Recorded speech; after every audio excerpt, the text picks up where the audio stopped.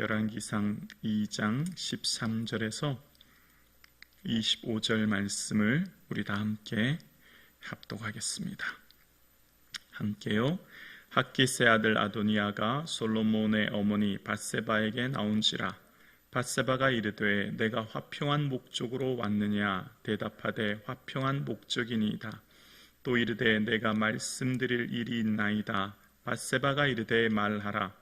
그가 이르되 당신도 아시는 바 이거니와 이 왕위는 내 것이거늘 였고 온 이스라엘은 다 얼굴을 내게로 향하여 왕으로 삼으려 하였는데 그 왕권이 돌아가 내 아우의 것이 되었음은 여호와께로 말미암았음이니이다.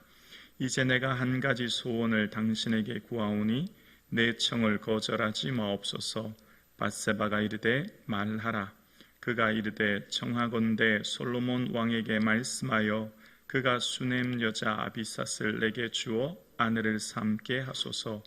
왕이 당신의 청을 거절하지 아니하리이다. 밧세바가 이르되 좋다. 내가 너를 위하여 왕께 말하리라.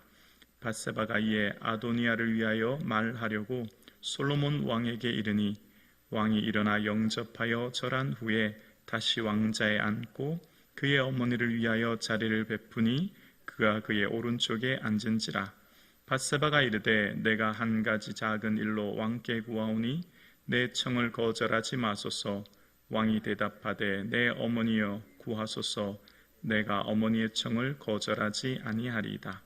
이르되 청하건대 수넴 여자 아비삿을 왕의 형 아도니아에게 주어 아내로 삼게 하소서. 솔로몬 왕이 그의 어머니에게 대답하여 이르되 어찌하여 아도니아를 위하여 수넴 여자 아비삿을 구하시나이까? 그는 나의 형이오니 그를 위하여 왕권도 구하옵소서. 그뿐 아니라 제사장 아비아달의 아들과 수리아의 아들 요압을 위하여도 구하옵소서 하고 여호와를 두고 맹세하여 이르되 아도니아가 이런 말을 하였은즉 그의 생명을 잃지 아니하면 하나님은 내게 벌 위에 벌을 내리심이 마땅하니이다. 그러므로 이제 나를 세워 내 아버지 다윗 왕위에 오르게 하시고 허락하신 말씀대로 나를 위하여 집을 세우신 여호와께서 살아계심을 두고 맹세하노니 아도니아는 오늘 죽임을 당하리다 하고 요야다의 아들 분야야를 보내매 그가 아도니아를 쳐서 죽였더라. 아멘. 할렐루야. 아멘.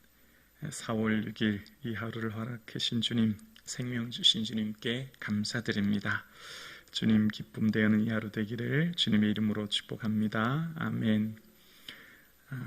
아도니아는 스스로 왕이 되려 하였으나 솔로몬이 그가 다시금 살 수 있는 기회를 주었고 그런 상황 가운데 아도니아는 밧세바에게 아비삭을 요구하는 내용이 오늘 본문 17절에 등장합니다. 우리가 볼 때는 이미 죽은 다윗 왕의 후궁인 아비삿을 주는 것이 무엇이 잘못인가 생각되지만 그 당시 선왕의 후궁을 아내로 취하는 것은 바로 후계자를 자처하는 행동이었다는 겁니다. 그러니까 지금 오늘 본문의 이 아도니아는 아직도 이 나라, 이 왕권은 내 것이라 그런 생각을 했던 것을 봅니다. 그러니까 솔로몬에 대한 왕권을 인정하지 않은 상황이죠.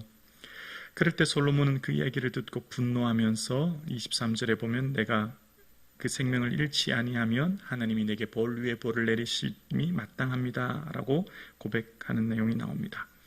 이전에 솔로몬 왕이 어머니와 함께 약속했죠. 어머니 어떤 약속이든 어떤 부탁이든 하세요. 제가 다 거절하지 않고 지킬게요 라고 했는데 그 약속을 어쩌면 파기하는 모습의 내용이 납니다. 그렇게 솔로몬 왕은 어머니와 약속을 깰 수밖에 없었던 것은 아도니아의 은혜를 망각한 선을 넘는 욕심이었다는 걸 알게 됩니다. 왜냐하면 이전에 1장 마지막 절 52절에 보면 이제 스스로 왕이 되려고 했던 아도니아를 솔로몬은 살려줍니다. 그러면서 그에게 악한 것이 보이면 죽으리라 라고 하는 단서를 달게 되죠. 그런데 오늘 어떻게 됩니까? 아도니아는 그 은혜를 망각한 것입니다. 자신을 살려준 솔로몬 왕에 대한 은혜를 잊어버리고 선을 넘는 과욕을 부리는 것이죠. 왜 그랬을까요? 아도니아는 자신의 왕권을 이어야 될 후계자라고 생각했고 권력 서열 1위가 자기라고 생각했던 겁니다. 아도니아는 생물학적으로 4번째 아들이고 솔로몬은 10번째 아들이거든요. 그러니까 자기가 솔로몬보다 더 위다 생각했습니다. 근데 사실은 아도니아도 장남이 아니기 때문에 정확한 왕위 계승 서열은 하나님의 손에 달려 있는 것인데 아도니아는 그것을 인정하지 않았던 거죠.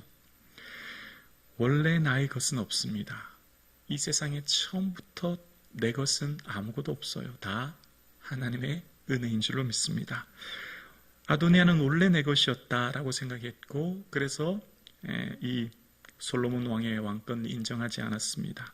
권세는 하나님께로부터 나지 않음이 없나니 모든 권세는 다 하나님께로부터 정하신 바라 라고 하는 로마서 13장 1장 말씀처럼 이 세상에 있는 권세를 인정하지 않는, 그러니까 아도니아는 지금 자신의 모든 것이 내 것이었는데 라고 하는 생각 속에서 솔로몬 왕의 권위를 인정하지 않는 모습을 봅니다. 왜요?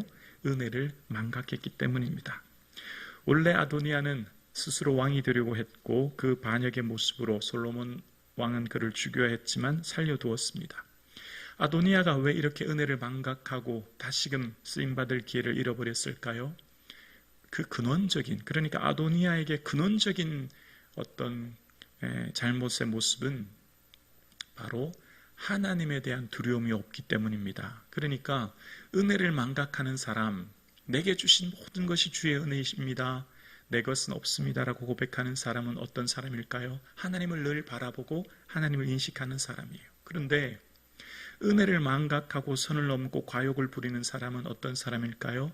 하나님에 대한 두려움이 없는 사람입니다. 이전에 아도니아가 어떻게 했죠? 지푸라기라도 잡는 심정으로 죽음의 위기에 처해오자 제단불을 잡는 모습을 봅니다. 제단은 어떤 곳입니까? 하나님의 거룩한 성소입니다. 아무나 들어갈 수 있는 게 아니죠. 제사장도 제사를 위해 거룩하게 성결하게 한 후에 들어가는 것이 제단 아닙니까? 근데 아도니아는 스스럼 없이 목숨을 구걸하기 위해 살고자 제단불을 잡는 아도니아, 하나님을 두려워하는 마음이 전혀 없어요. 하나님에 대한 인식 자체가 없는 거죠.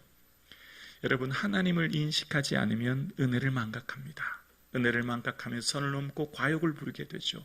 아도니아의 죽음의 근원이 여기 있습니다. 아도니아가 선을 넘고 과욕을 부려 죽음을 자초하게 된 근원은 하나님에 대한 두려움이 없었기 때문이에요. 여러분, 우리의 삶 가운데 은혜를 망각하면 교만해지고요, 선을 넘고 과욕을 부리게 됩니다. 이 세상을 살아가는 모든 삶 가운데 나의 나든 것은 오직 주님의 은혜인 줄로 믿습니다. 로마서 9장에 보면 토기장의 비유가 나오거든요. 누가 감히 하나님께 반문하느냐? 지음받은 물건이 지은 자에게 어찌 나를 이같이 만들었느냐 말하겠느냐? 토기장이가 진흙 한 덩이로 하나는 귀 있을 그릇을, 하나는 천 있을 그릇을 만들 권한이 없겠느냐라는 말씀이 로마서 9장 20절 이하에 나옵니다. 여러분, 주인이 토기장이 항아리로 만들든지 종지로 만들든지 그것은 다 누구의 권한이라고요? 주인의 권한이란 말입니다. 여러분, 만약 주인이 진흙을 빚어서 토기를 만들지 않으면 그 흙은 100년이고 1000년이고 10,000년이고 흙일 뿐입니다. 널브러진 흙, 온 천지에 어느 곳에나 있는 진흙. 그러나 그 진흙을 토기장이가 가지고 와서 빚었을 때 토기가 되는 거예요. 우리 인생은 원래 진흙투성인 인생이죠. 우리는 원래 본질상 진노의 자녀예요. 나는 원래 아무것도 아닙니다. 우리는 세상에 가지고 온 것이 아무것도 없어요. 어떻게 다윗이 내게 부족함이 없다고 시편에 고백합니다. 합니까? 다윗의 정체성이 뭐죠? 다윗은 늘 나는 가난하고 천한 사람입니다 라는 고백이에요. 나는 아무것도 아닙니다. 나는 가난합니다. 나는 천하고 벌레와 같은 사람입니다. 그 고백이 있어질 때에 모든 것이 감사하게 된 거예요. 모든 숨쉬는 순간, 걷는 순간, 보는 것, 말하는 것이 다 감사하게 되죠. 은혜를 기억해야 감사가 나오게 됩니다. 은혜를 기억해야 내 오늘의 모든 삶이 하나님께 찬양하게 되는 거죠. 그러나 은혜를 망각하면 선을 넘습니다. 마치 이 세상에 태어날 때부터 자기가 모든 것을 가진 자인 것처럼, 마치 이 세상에 태어날 때부터 자기는 부요와 지식과 세상의 모든 것을 가진 것처럼 착각하게 되죠. 그렇지 않습니다. 우리는 이 세상에 아무것도 가지고 온 것이 없고 아무 육체도 하나님 앞에 자랑하지 못합니다. 모든 것이 주의 은혜인 줄로 믿습니다. 그래서 우리는 생명 주신 주님께 감사하여 보는 이 순간, 말씀을 듣는 이 순간, 찬양하는 이 순간, 걷는 이 순간, 모든 것들 다 주의 은혜이기에 감사가 충만한 이 하루 되기를 주님의 이름으로 축원합니다.